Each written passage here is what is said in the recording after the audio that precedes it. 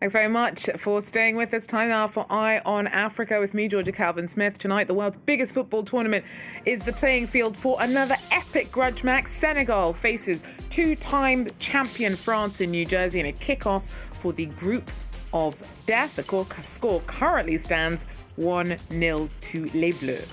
Also, act now or regret it later. The head of Africa's CDC says that if millions aren't invested today in a joint response to the Ebola outbreak in DR Congo, the cost, counted both financially and in lives, will keep spiking. He warns the crisis has the potential to become the worst ever of its kind. And 50 years ago, thousands of young South Africans from Soweto protested against apartheid's stranglehold on their education and the imposition of Afrikaans as a language of instruction. What began as a peaceful protest ended in bloodshed. We mark the anniversary.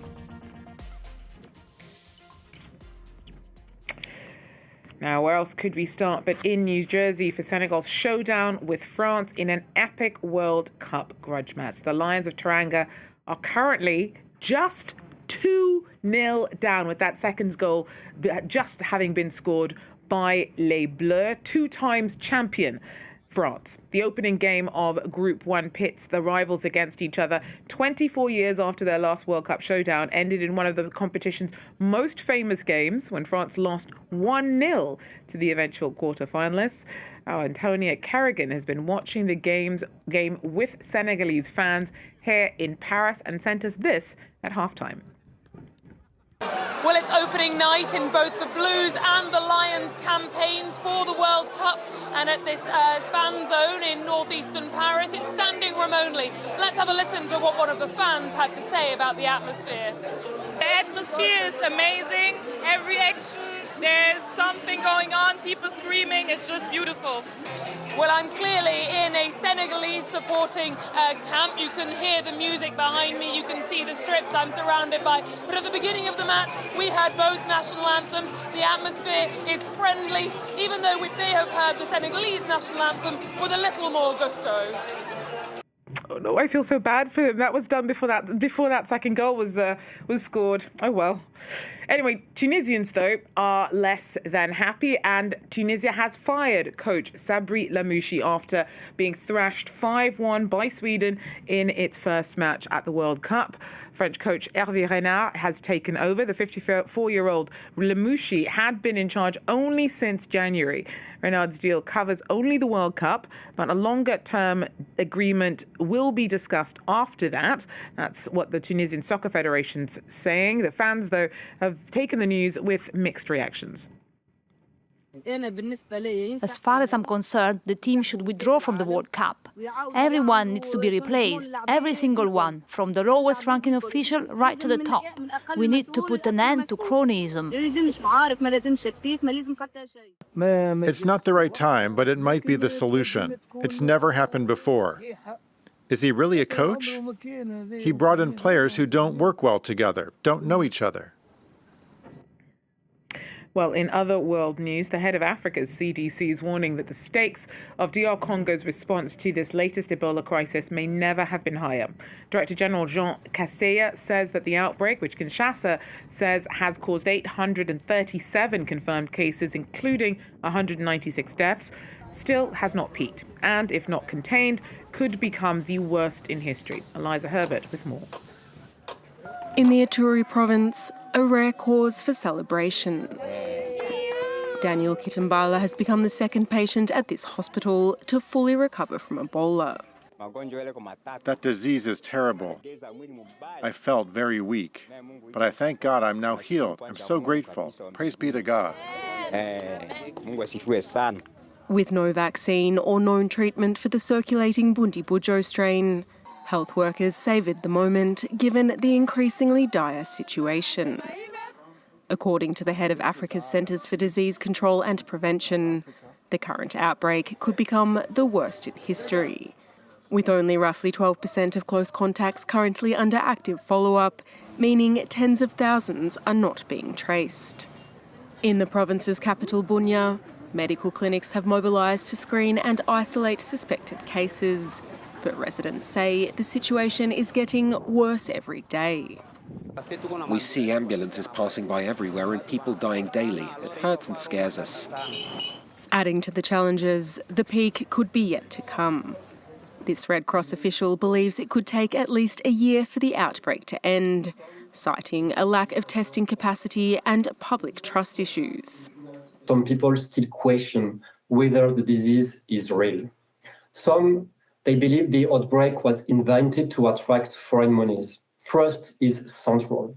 Without trust, we cannot detect cases early. We cannot ensure safe and dignified burials.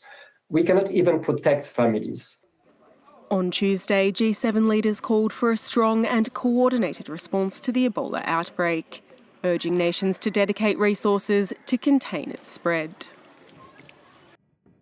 Now, if you're lucky enough to have extra money that you don't need to cover your day-to-day, choosing where to keep it until you need it can make all the difference in terms of how easily you access it, how it's taxed, even whether the amount you originally put in goes up or down over the years. Now, if you look at that same choice, but from a continent-wide perspective, African investment funds don't actually have very many places keeping the continent's own investment capital. And that means Africa's losing out on the chances to multiply its own money with all of the services and costs that come with keeping it. Now, analysts reckon that 73% of Africa-focused funds are kept or domiciled, as it's called, elsewhere. And that overhauling its finances can't happen unless that changes. Earlier, I spoke to Dr. Dorothy Nyambi, who heads up the Africa Growth Fund, which is pushing for the creation of more places for investment money to be held on the continent. So domiciliation, I will quickly say, it is part of the financial architecture that every continent, all the 54 countries in Africa need. And so let me give a simple example. A farmer in Rwanda will grow coffee. You process and package that coffee in Kenya, and then that coffee gets sold somewhere in Europe. So what happens in that process is that the company which is registered to do it, you pay all the taxes, all the legal fees, all the banking fees, all the professional services. And if you don't do it, say, in Rwanda, you've now carried all that money and all those jobs and taken elsewhere. And that's what domiciliation really is. We're saying that the money that is being invested on the continent, let's have that money domiciled in jurisdictions on the continent, in any of the 54 countries. So that way we can actually retain that value, the value of the banking fees, the value of the taxes, the value of the jobs that will be created for lawyers, for tax people, for different professional services. And right off the bat, if you open a 20 million fund, say in Luxembourg, you leave about 700,000 on the table for all of those things right away. So why don't we retain that value on the African continent?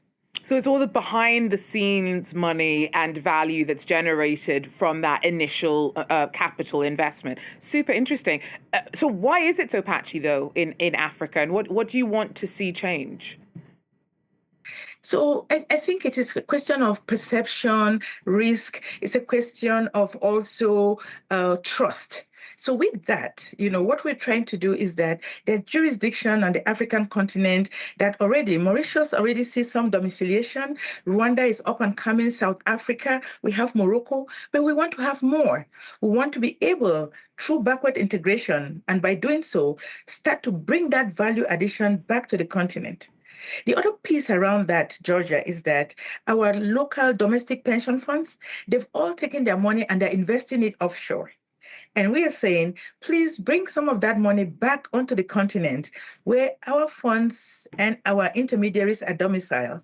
And let us use some of that money from our pension funds to grow our SMEs and small businesses and entrepreneurs and that entire ecosystem. That's the engine of growth, and that's what's going to help to move Africa as a continent further along, and that's where we need to be. Dr. Dorothy Nyambi there speaking to me a little earlier on. Now, 50 years ago, on the 16th of June, 1976, thousands of young people from the South African township of Soweto protested against the apartheid education that imposed Afrikaans as a language of instruction.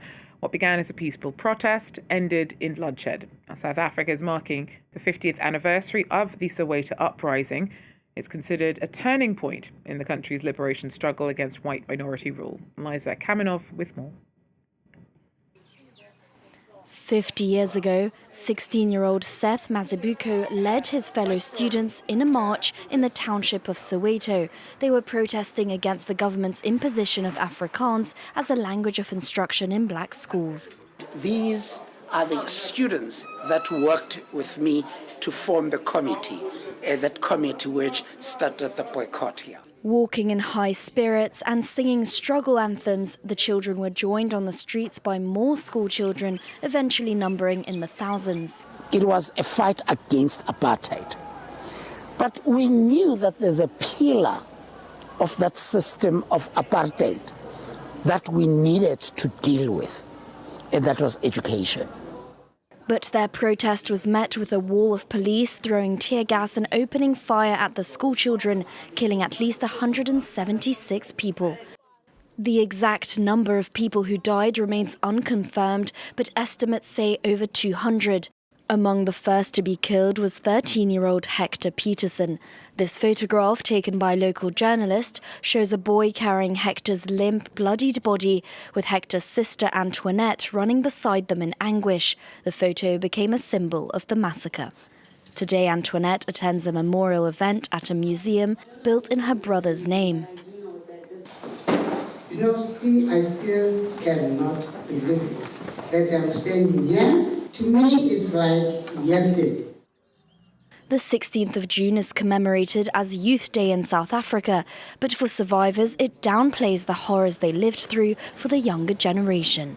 We as the young people would stand up and continue with the baton our forefathers left. These 50 years, I wish and pray and hope that it will not be in vain.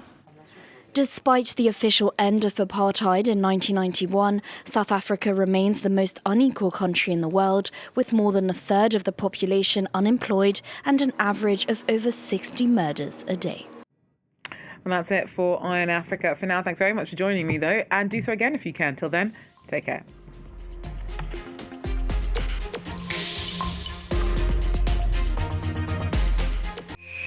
Three countries, 48 teams, 104 matches. One world watching. From Mexico to Canada to the United States. No borders, no limits. This is global. This is history in motion. One mission, one dream to make history. Football goes into orbit. From June 11th to July 19th. Experience it here on Earth on France 24.